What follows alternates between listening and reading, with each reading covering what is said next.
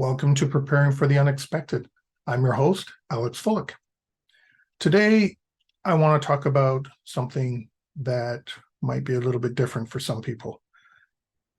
I discovered we really cannot prepare for things that are unexpected.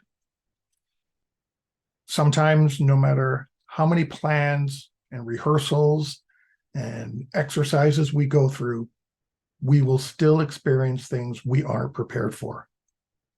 Sometimes that's our plans don't work. Sometimes it's more personal than that. Today, it's taken me about a week to record this because every time I kept breaking down, and I can actually record this episode without breaking down because I was so unprepared for the wave of feelings I was going to feel when I read some articles.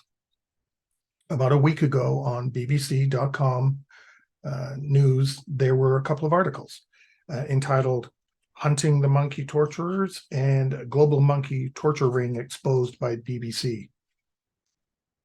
Needless to say, I wasn't expecting to see that. I'm on websites every day, checking out the news, what's happening around the world, keeping up to date on current events. These articles I was not prepared for. And in some ways, I am prepared to read about earthquakes and train derailments and other things. I'm prepared for that, mentally prepared for that. I was not mentally prepared for these articles. And by no way am I pointing fingers or making a blame at any of the journalists that wrote these articles or the people involved with them. It was the emotional wave that came over me when I read them. And I couldn't finish either article. I was so overcome with emotion, and that at one point I was actually shaking. And I eventually broke down in tears reading these.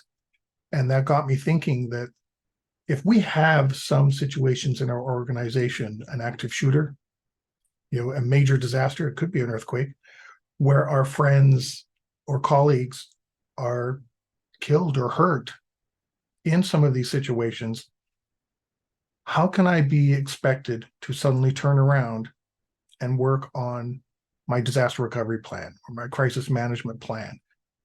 It's almost as though I have to turn off my humanity. And I'm not someone who can do that very well. That's a part of my Buddhist practice. It's a part of who I am. People first. I always think of people first. I don't think I would immediately be able to shut that out. Knowing that my colleague who sits beside me that I see every week or every day or even once a month, or even if they're in another office, another location, I don't think I can immediately turn that humanity off and start addressing a response plan.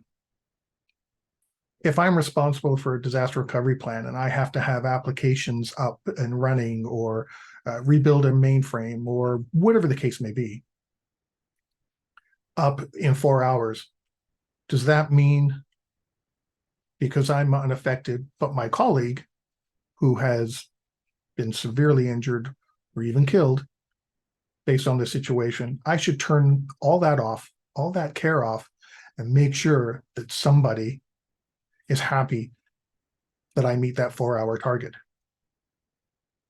Even when we assign roles and responsibilities, we have to know that depending on the situation, we may not meet that RTO or that RPO or maximum outage, acceptable outage, the MAO, and other terms that have been created lately.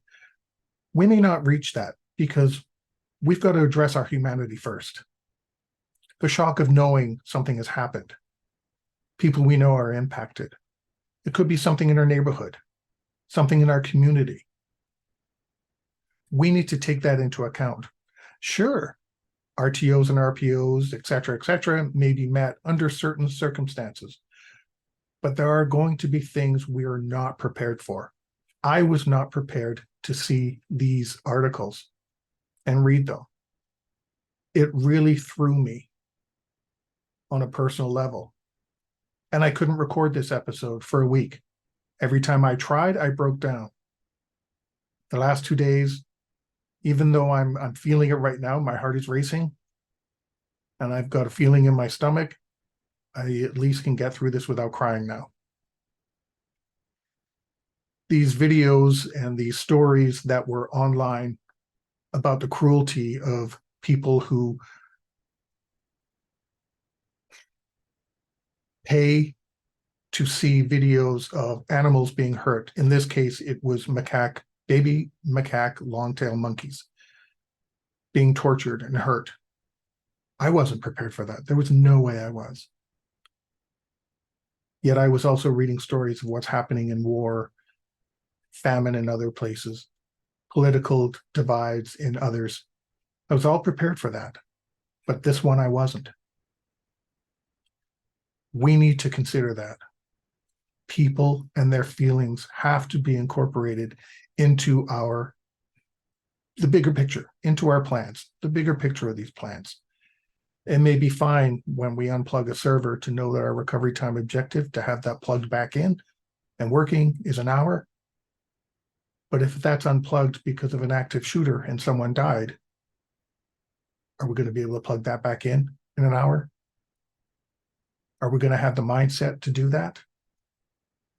Or is our humanity going to kick in first and say, I just lost a friend? That's the things we need to consider.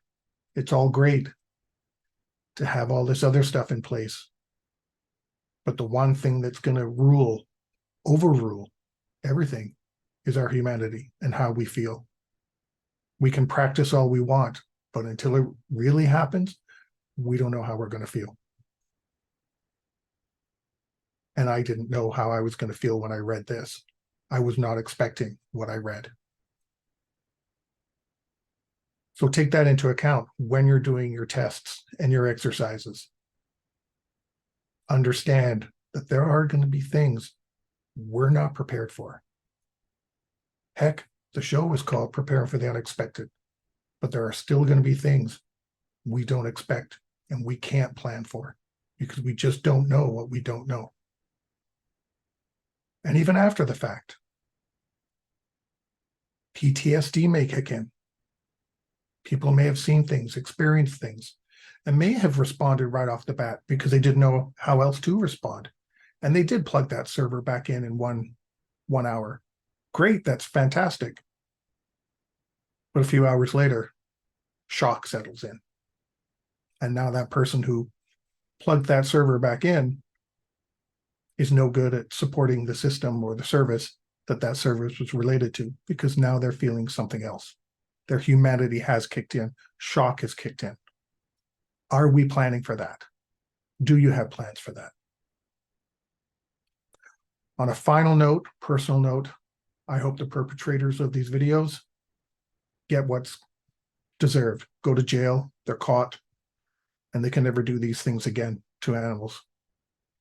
I'd love to say more, but I'd probably be violating YouTube policy, and I'd be going against my Buddhist practice by saying some of this. So in the meantime, do your best and try to stay prepared, everybody. If you liked that video, thumbs up. If you didn't like that video, thumbs down. But leave me a message and let me know your thoughts. Of course, don't forget to subscribe. And in the meantime, stay prepared, everybody.